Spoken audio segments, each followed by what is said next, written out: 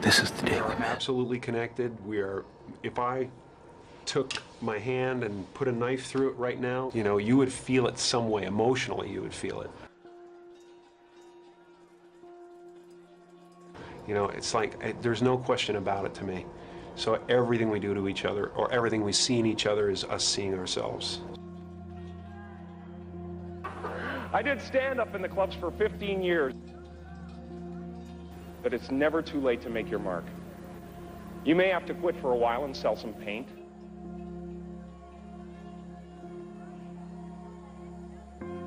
But you don't have to give up your dream. For me, it was so much fun to me to sit in my room and make faces and talk to myself in different voices.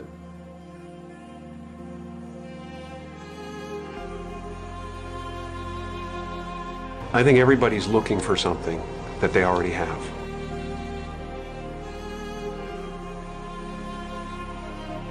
I mean, I got a lot of support from my parents. That's the one thing that I always appreciated, was that they didn't tell me I was being stupid. They told me I was being funny.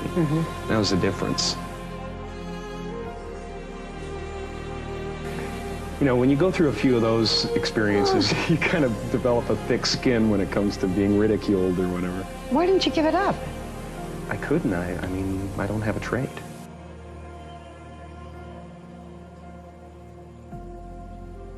The fact that we are already enlightened, we're already complete, and it's just realizing that you're complete. Once you realize you're complete, then this life and everything in it becomes a play of form, something to toy with and play with and make something good out of, and it really isn't to be worried about, it's to have fun with.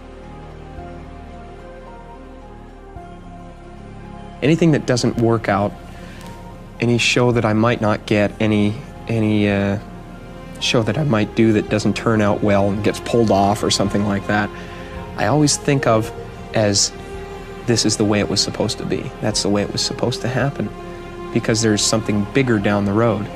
There's something better down the road, and this is happening because I'm not ready, or, you know, and it's always happened that way.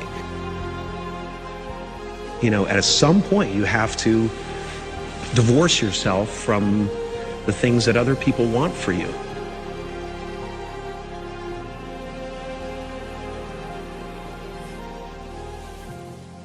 True thing that we believe walking through our lives: I'm not worthy, I'm not lovable, I'm gonna fail. Whatever your basic mistaken belief about yourself is, you form a personality around. You know, it's the grain of sand in the oyster. So I form characters that way a lot of times. I'll ask myself, what's the speck of sand? Luckily, I got fame and I got wealth so that I could scratch it off the list of things that would fulfill me.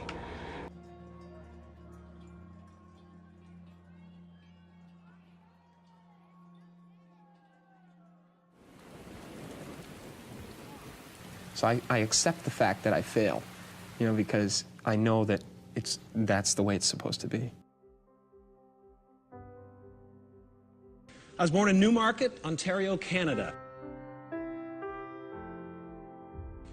As you entered your teens, your life changed radically. My father lost his job when he was 51, I was about 12. And that was really the traumatic, wow, kick in the guts. You said we went from lower middle class to complete poverty. Yeah, we lived in a van.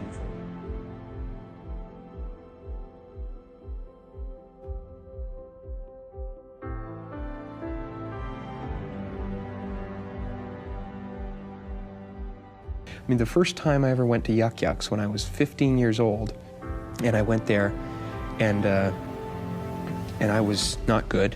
I was all right. I went down there with Dad and got up on stage, and I didn't go back for 2 years. And then my father said when I was 17, I started doing little shows here and there again, and he said, "Why don't you go back to Yuck Yucks?" I said, "No way, I don't want to go back there." And he said, "You know, you should get over it. I mean, if you're gonna go into the business and you want to do it seriously, you can't have those barriers, you know." And I went back and I did great, and I became a regular and a headliner, and it built from there. And then when I went down to Los Angeles, the same thing happened.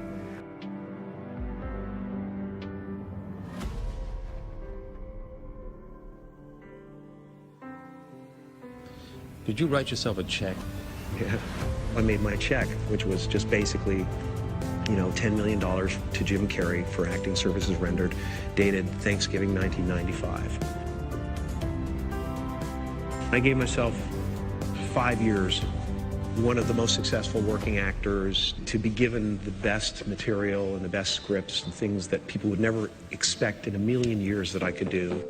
I put the check in my father's pocket in his casket because it was his dream too, and he followed me the whole time, and it was kind of the completion of that. He saw the mask, he saw what was happening to me, and I felt like it was, you know, it was his as well, so I give it to him. I have had to risk losing popularity, risk losing people's acceptance. Again, lucky to do something that's a little bit different, you know? I don't ever want to be nailed down. And I want to tell stories. I want to tell a wide range of stories and be able to look back someday and go, wow, some of them were really original, really different, you know? And I still haven't done what I want to do, you know? You know what it is?